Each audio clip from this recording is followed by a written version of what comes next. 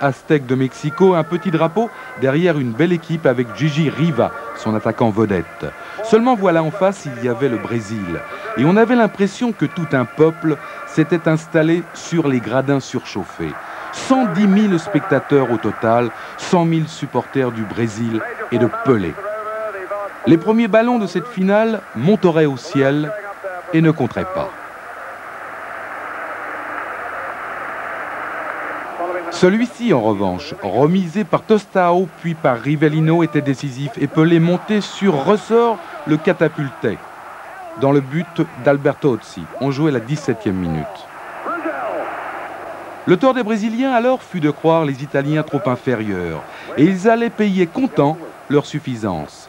L'avant-centre, le Milanais Boninsegna, se jetait comme un chien dans un jeu de quilles et au bout d'une course rageuse obtenait l'impensable, à savoir l'égalisation italienne.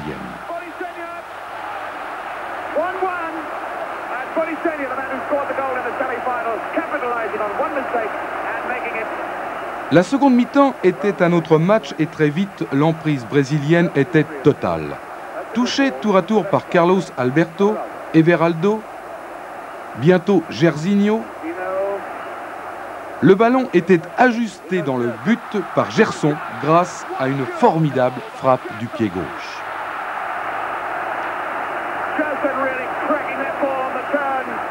Gerson, on le retrouvait à la 71e minute, une longue balle à destination de Pelé, une remise immédiate de Pelé pour Jairzinho.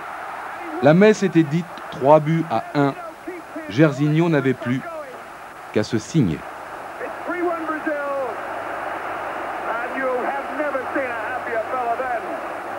Pour finir, la cerise sur le majestueux gâteau de l'Aztec. Au départ, un slalom invraisemblable de Clodoaldo.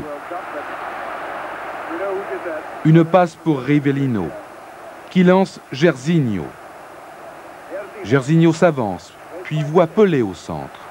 Et là, il n'y a que Pelé pour voir Carlos Alberto, là sur la droite, qui arrive et qui frappe, et qui inscrit un but de légende. Un but qu'on ne se lassera jamais de voir et de revoir pour mieux le déguster.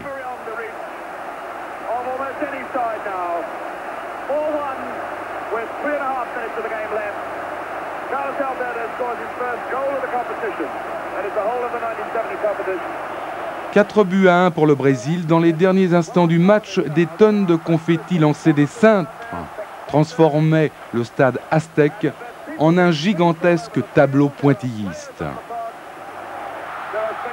Lorsque l'arbitre, M. Glockner, siffla à la fin, le carnaval le plus fou de l'histoire du football commença sur le terrain même.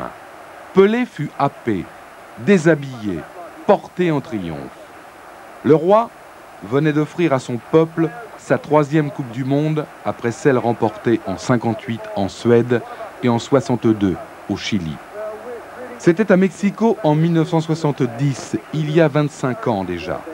Et si ce Brésil-là, ce Brésil de Pelé, de Tostão, de Rivellino, de Gerson, de Jairzinho, avait donné au football ce qu'il a de plus beau, un jeu disputé par de grands enfants géniaux.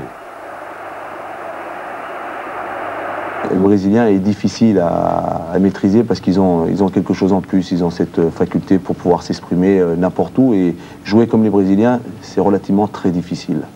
C'est pas si évident que ça parce qu'ils ont un toucher, ils ont une maîtrise, ils ont les yeux derrière la tête, ils ont tout ce que l'on peut dire de la maîtrise dans tout son art. Et puis ils ont, Louis, le génie collectif. Le génie collectif, oui. Pas seulement individuel. Collectif, oui. Moi, vous savez, j'étais tout petit, j'ai vu Vasconcelos, qui était le gardien de l'OM, qu'on appelait El Jaguar, qui était un Brésilien, jouer. Effectivement, c'était un homme infiniment spectaculaire. Et alors, à Nice, quand nous avions une grande équipe, qui était peut-être une des meilleures équipes de France. Bon, nous avons eu un joueur immense qui est Antoine Bonifaci, mais nous avions aussi un Brésilien que peut-être les Brésiliens ne connaissent pas, qui s'appelle Yesso Amalfi, mais qui a fait vibrer la France entière et qui a été ensuite en Italie et également, parce qu'en plus, il y avait l'humour, il y avait la poésie, il y avait la fantaisie, et le sens du spectacle. J'ai envie de dire aussi, la fête n'est pas avec les Brésiliens que sur le terrain, elle est également dans les tribunes.